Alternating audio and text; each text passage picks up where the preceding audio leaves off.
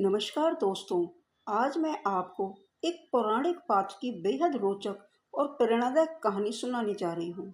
आज हम जानेंगे सती अनसुईया की पौराणिक कथा, जो पतिव्रत धर्म, शक्ति और तपस्या की अद्वितीय मिसाल है।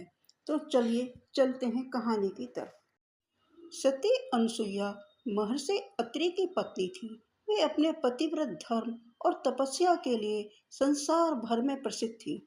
ऐसा कहा जाता है कि त्रिदेव ब्रह्मा, विष्णु और महेश ने स्वयं उन्हें परखने के लिए धरती पर अवतार लिया था। अनुसुईया का जीवन संन्यास और सेवा का प्रतीक था।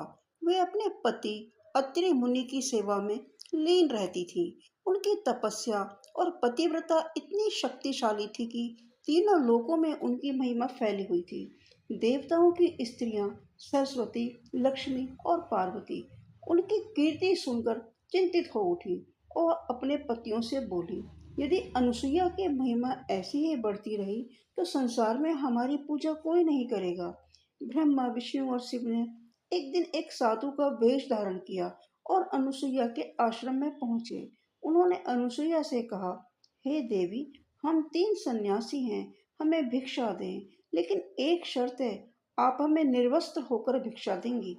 यह एक कठिन परीक्षा थी। अनुसुईया ने मुस्कुरा कर कहा, यदि यही मेरी परीक्षा है तो हे प्रभु, मेरी पतिव्रता शक्ति आपको बालक बना दे। तुरंत ही तीनों देव ब्रह्मा, विष्णु और महेश छोटे बच्चों में बदल गए। अनुसुईया ने उन्हें स्नान कराया, उन्हें गोदी में लिया और दूध पिलाया।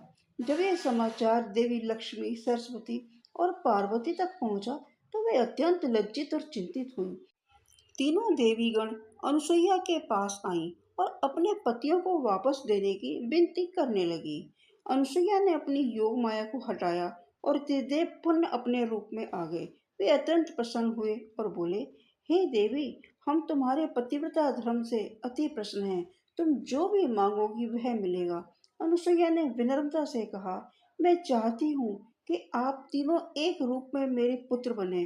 तीनों देवता एक संयुक्त रूप में अवतरित हुए और उस संतान का नाम पड़ा दत्तात्रेय, जो आज योगियों के देवता और त्रिदेवों के स्वरूप माने जाते हैं।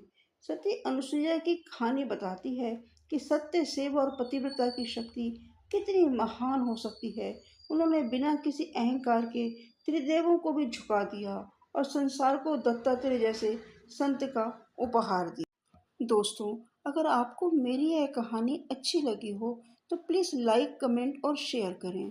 और जो मेरे चैनल पर नए आए हैं वो मेरे चैनल को सब्सक्राइब करें। Thanks for watching my video. नए वीडियो में शीघ्र मिलते हैं। धन्यवाद।